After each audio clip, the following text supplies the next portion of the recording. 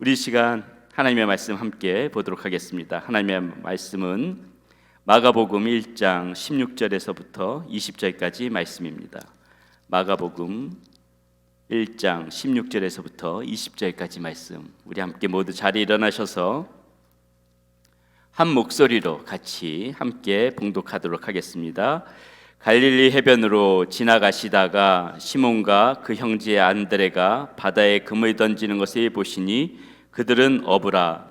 예수께서 이르시되 나를 따라오라. 내가 너희로 사람을 낚는 어부가 되게 하리라 하시니 곧 그물을 버려두고 따르니라. 조금 더 가시다가 세베대의 아들 야고보와 그 형제 요한을 보시니 그들도 배에 있어 그물을 깁는데 곧 부르시니 그 아버지 세베대의 품꾼들과 함께 배에 버려두고 예수를 따라가니라. 아멘. 자리에 앉으시기 바라겠습니다. 기도합니다. 하나님 감사합니다. 이 시간에도 주의 은혜를 사모하여서 주의 성전에 하나님 이렇게 나와 있습니다. 우리 아버지 하나님께서 베풀어 주시는 그 은혜가 우리 성도님들의 마음 가운데 담아지게 하여 주시옵소서. 주님의 손길이 우리의 심령 가운데 만져지게 하여 주시옵소서. 이 시간에도 하나님 앞에 예물을 올려드립니다. 이 예물이 쓰여지는 곳마다 큰 하나님의 영광이 드러나게 하여 주시고, 우리 사랑하는 성도님들 물질 때문에 어려움 겪는 가정 한 가정도 없도록 우리 하나님께서 늘 보호하여 주시고 시와 때에 맞추어서 때를 따라 돕는 은혜로 함께하여 주시옵소서. 예수님의 이름으로 감사하며 기도드렸습니다. 아멘. 제가 주일날 되게 되면 목소리가 원래는 낭낭하고 좋은데 조금 이렇게 약간 살짝 신감이 있습니다. 이게 왜 그러냐면은 우리 금요성령 집회가 그만큼 뜨겁게 기도한다는 그런 반증입니다. 7시 반에 우리가 이 자리에서 모여가지고 약 1시간 반에서 기도까지 다 마치면은 한 2시간에 걸쳐서 이렇게 진행되어지는데 얼마나 은혜가 큰지 모르겠습니다. 그래서 여러분들 제 목소리가 조금 약간 더 괜찮죠? 듣기 어렵지 않죠? 제가 이번 주 금요일에도 제가 이렇게 시 한 편을 멋지게 낭송함으로 그렇게 말씀을 시작했는데, 오늘 말씀도 제가 이렇게 시 한 편을 낭송하면서 말씀을 시작하려고 합니다. 여러분들이 너무나도 잘 알고 계시는 김춘수 시인의 꽃이라는 그런 시입니다. 아마 많이 들어보셨을 겁니다. 내가 그의 이름을 불러주기 전에는 그는 다만 하나의 몸짓에 지나지 않았다. 내가 그의 이름을 불러주었을 때 그는 나에게로 와서 꽃이 되었다. 내가 그의 이름을 불러준 것처럼 나의 이 빛깔과 향기에 알맞은 누가 나의 이름을 불러다오. 그에게로 가서 나도 그의 꽃이 되고 싶다. 우리들은 모두 무엇이 되고 싶다. 너는 나에게, 나는 너에게 잊혀지지 않는 하나의 눈짓이 되고 싶다. 이런 시인데요, 오늘 이 시의 제목에서 오늘 말씀 제목을 따와가지고 그의 꽃이 되고 싶다, 이런 제목으로 하나님의 말씀을 전하고자 합니다.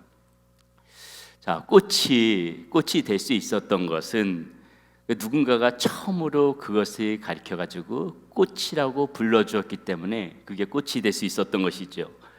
이름을 붙여주기까지 모든 사물들은 그 어떤 의미를 가질 수가 없습니다. 우리들도 마찬가지죠. 우리들에게도 만약에 우리의 그 고유한 이름이 붙여지지 않았다면 여러분, 우리들을 어떻게 부르시겠어요? 참 막연하지요. 그냥 저 사람, 저분, 이 사람, 이렇게밖에 부를 수 없지 않겠습니까?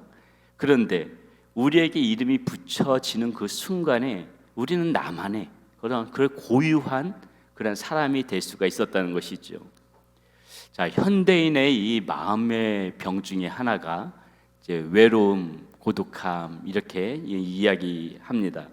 어우러져서 이렇게 살아가는 세상 속에서 관심을 이렇게 잘 받지 못할 때 그렇게 찾아오는 그런 병이라고 얘기하지요. 나는 존재감이 없는 사람이다. 이런 생각 때문에 힘들어하는 사람들이 우리 주변에 의외로 굉장히 많다는 것을 알게 됩니다. 그 사람들에게 필요한 것은 무엇이에요? 따뜻한 말 한마디, 관심, 또 이렇게 격려, 이런 말 한마디가 굉장히 그 사람들에게 큰 힘이 되어지고, 때로는 이 젊은 사람들은 별것 아닌 나의 따뜻한 위로와 격려의 말 한마디 때문에 인생이 바뀌어지기도 해요. 물론 우리가 이렇게 전해주는 그 말의 내용도 중요하지만은 그분들이 그 마음 가운데 큰 힘과 격려를 얻는 것은 무엇이냐면요, 그 말의 내용도 물론 중요하지만은 일단은 그 사람이 나에게 다가왔다는 거예요. 그 나에게 다가와서 나에게 관심을 가져줬다는 그 자체가 그 사람한테는 고마운 겁니다. 그 사람한테는 힘이 되어지는 것이에요.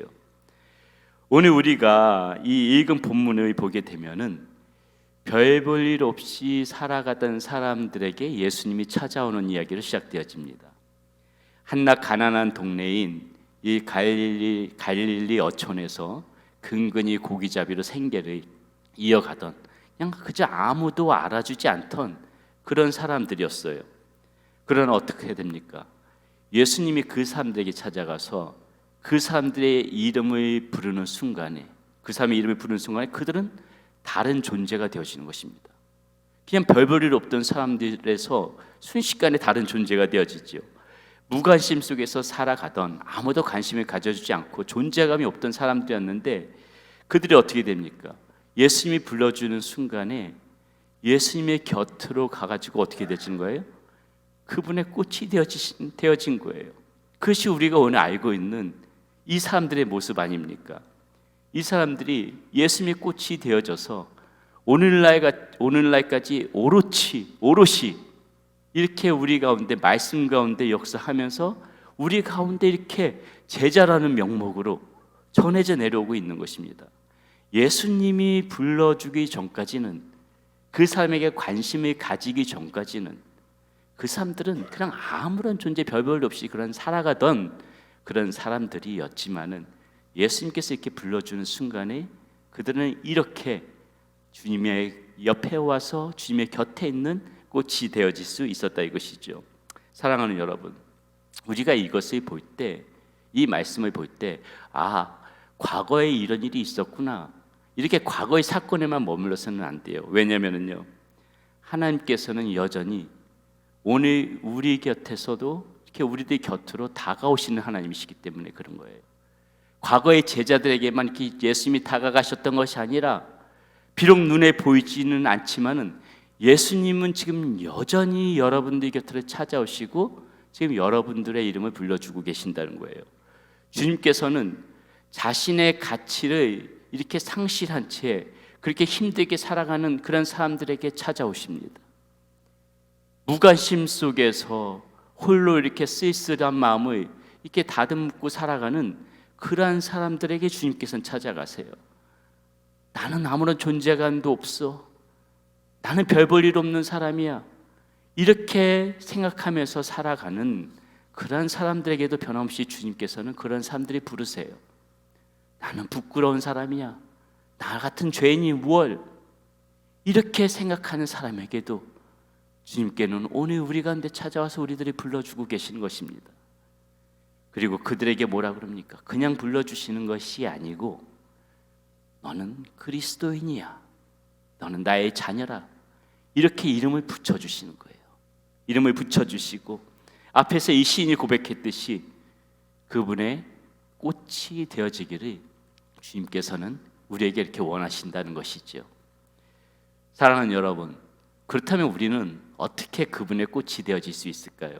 첫 번째, 그분의 꽃이 되기 위해서는 하나님께서 우리를 주목하고 계시다는 것을 먼저 알아야 합니다.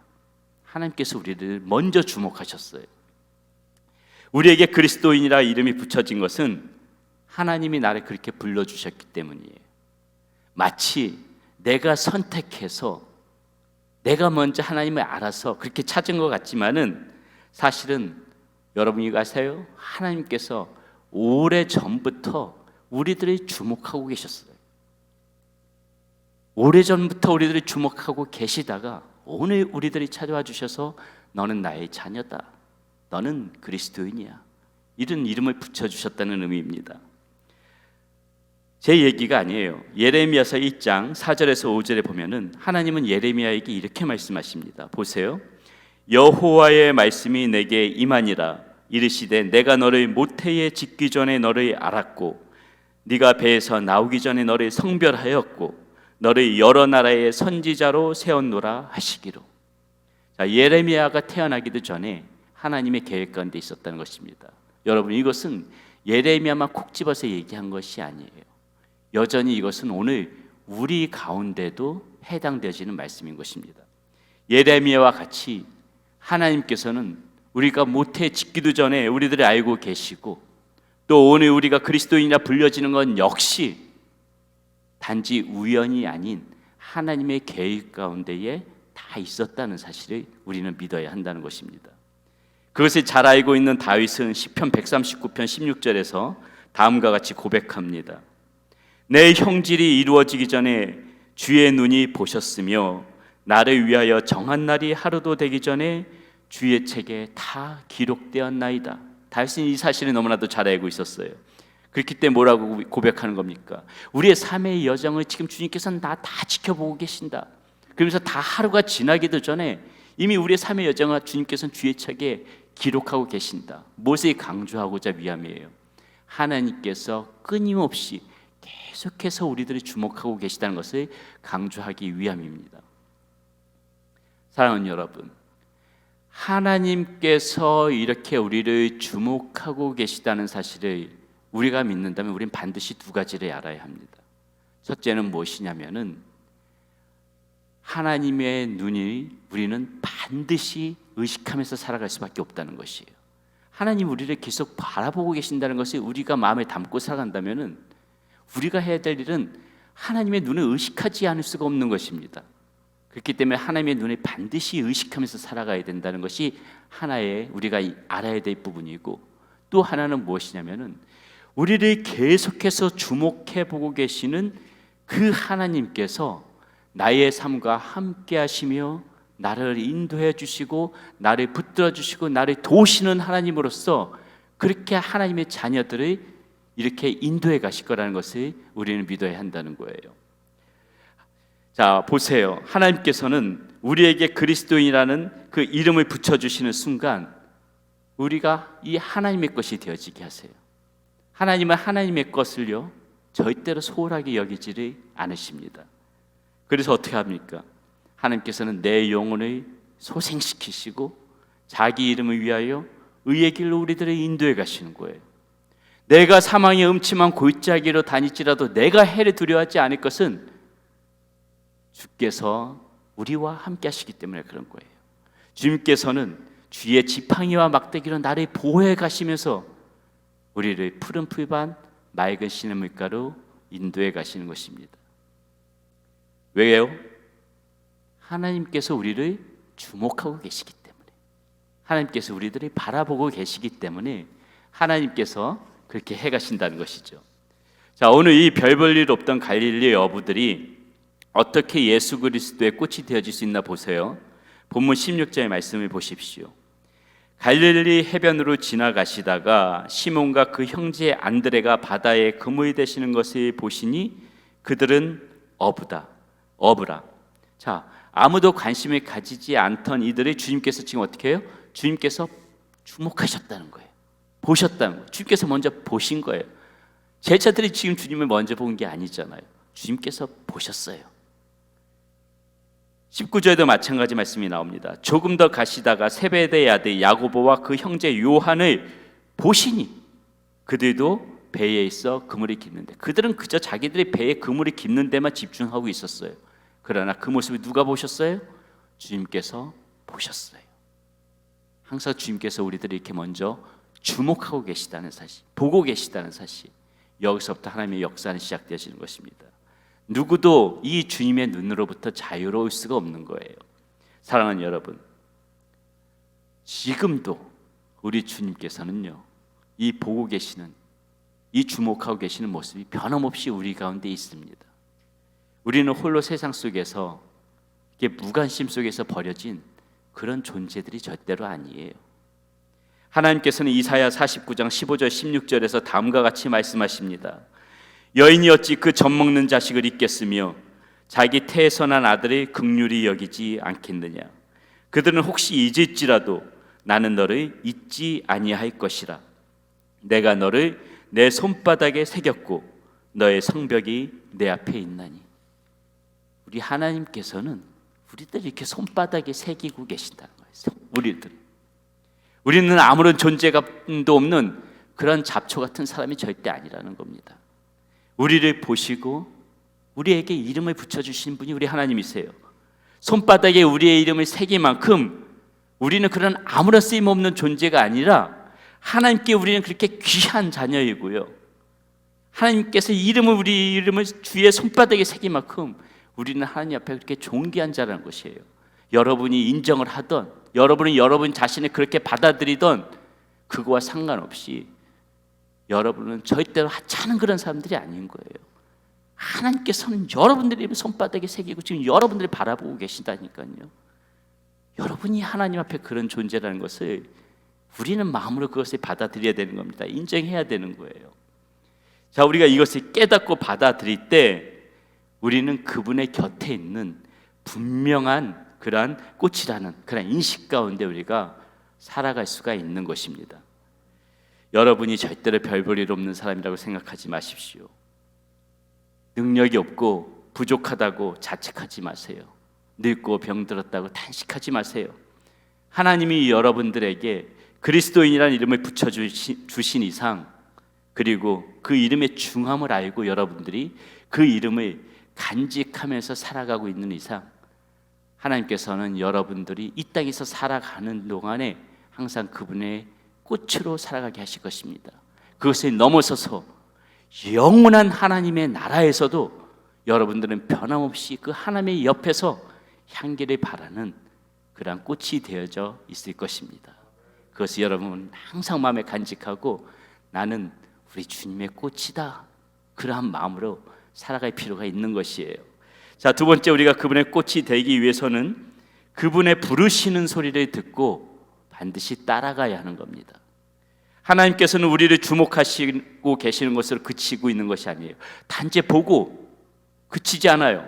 하나님께서는 우리를 주목하신다면 어떻게 합니까? 우리에게 이름을 붙여주신다고 했어요. 그 이유는요, 앞에서도 말씀드렸듯이 우리들을 부르셔서 그분의 꽃이 되기 위해서 우리들을 부르시는 거예요. 이것은 우리에게 중요한 의미가 있습니다. 하나님께서 모든 사람들을 주목하고 계시지만은 모든 사람들이 다 하나님의 곁에 가서 하나님의 자녀가 되는 것은 아니에요.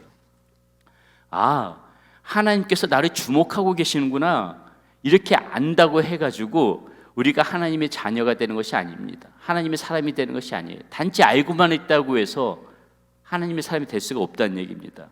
하나님께서는 우리를 주목하고 우리를 부르고 계시지만은 우리가 그분의 곁으로 가서 그분의 꽃이 되기 위해서는 우리가 그분이 부르시는 그 음성을 듣고 따라가겠다는 그러한 반드시 우리에게 필요한 그런 선택을 우리가 해야 되는 거예요.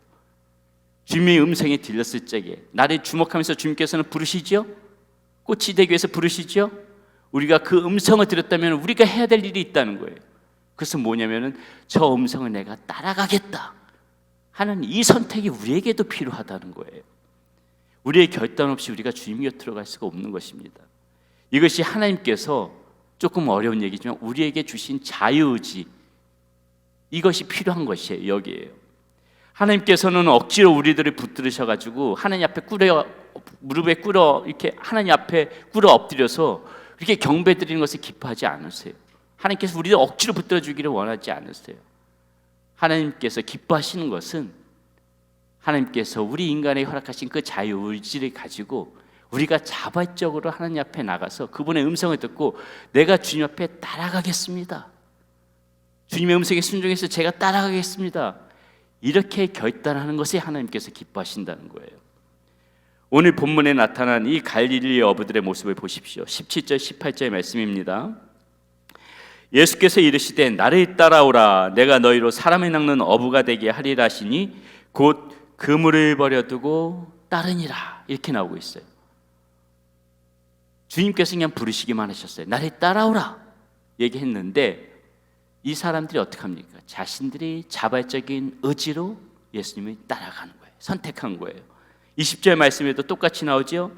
곧 부르시니 그 아버지 세베대를 품꾼들과 함께 배에 버려두고 예수를 따라가니라. 이 사람들이 예수님을 따라가기로 했을 적에 그 누구의 강요도 없었다는 얘기입니다. 오로지 자신들의 의지로 이렇게 선택했다는 것이에요.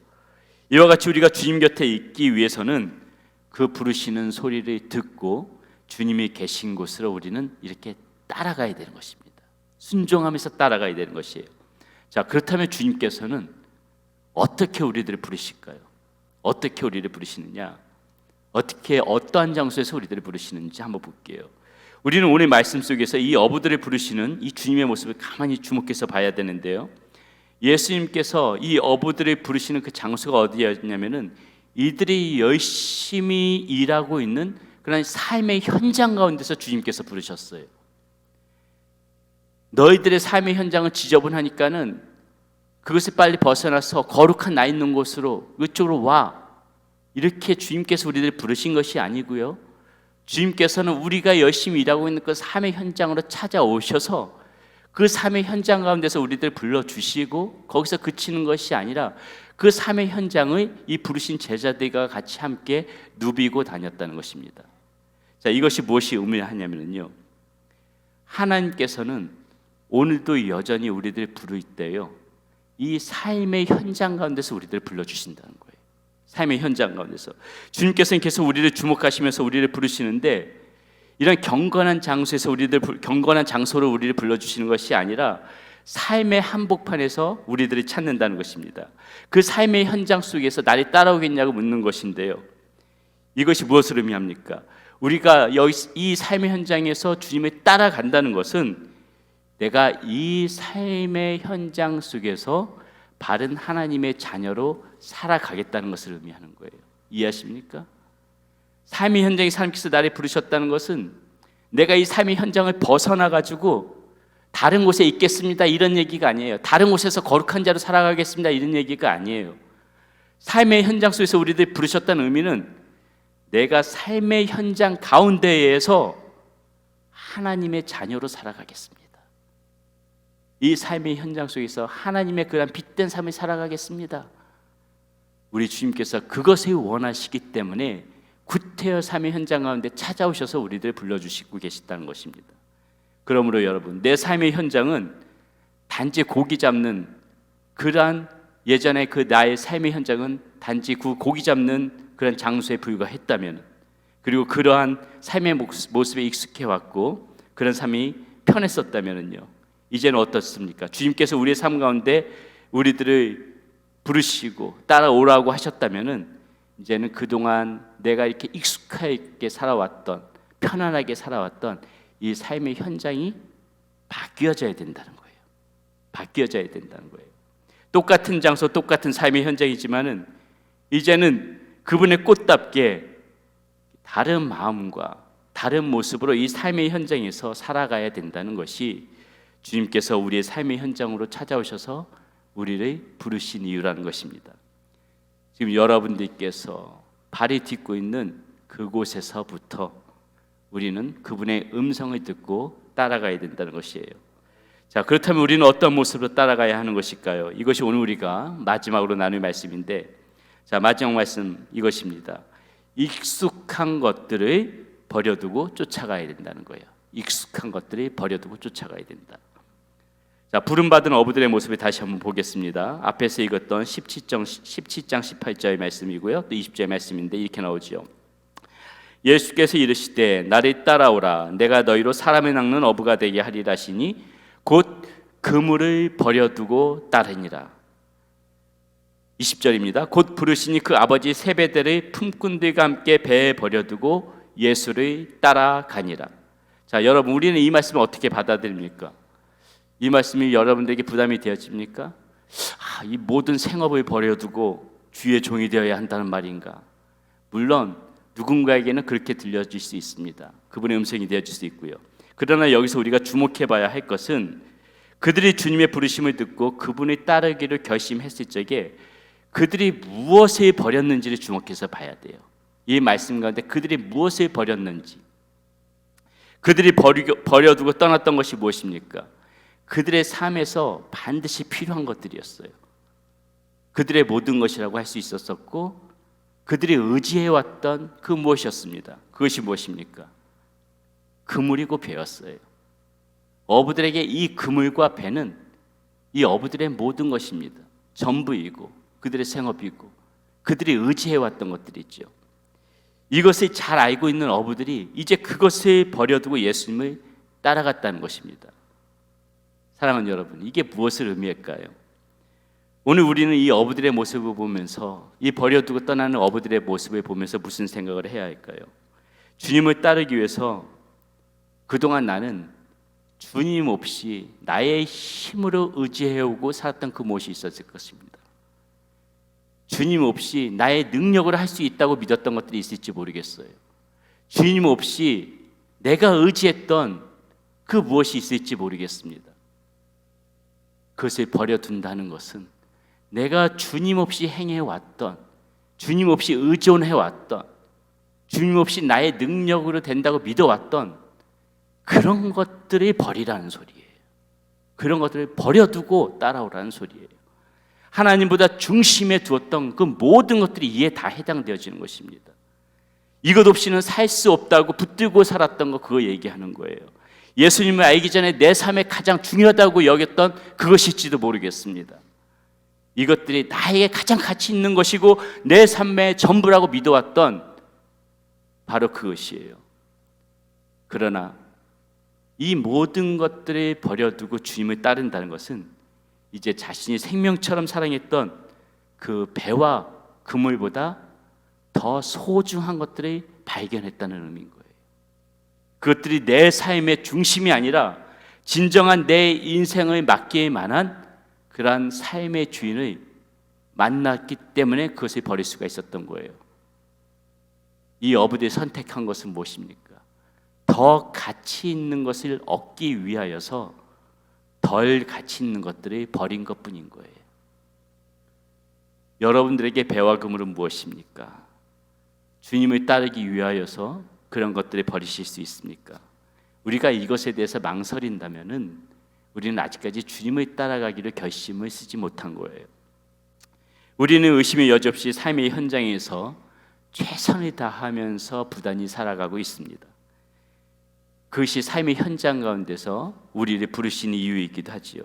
그렇기 때문에 여러분, 반드시 기억해야 할 것, 우리가 반드시 잊지 말고 기억해야 할 것, 이 삶의 현장 속에서 무엇보다도 이 하나님 사랑하는 것보다 위에다가 두는 것은 없애야 한다는 거예요. 우리가 열심히 맡겨진 삶의 터전에서 일하지만은 오늘 이 어부들이 배와 그물을 버려두고 떠나가는 그 모습 가운데서 우리가 얻을 교훈은 나의 이 삶의 현장 속에서 하나님보다 우위에 두는 것들은 다 버려두자. 버리고 하나님을 가장 중심에 두고 살아가자.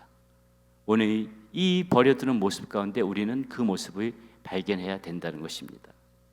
또 하나, 배와 그물을 버려두고 떠난다는 것이 또 한 가지 의미가 있는데요, 옛 삶과의 단절을 의미하는 거예요. 자, 배와 그물은 이 어부들의 손때가 묻은 것들이었어요.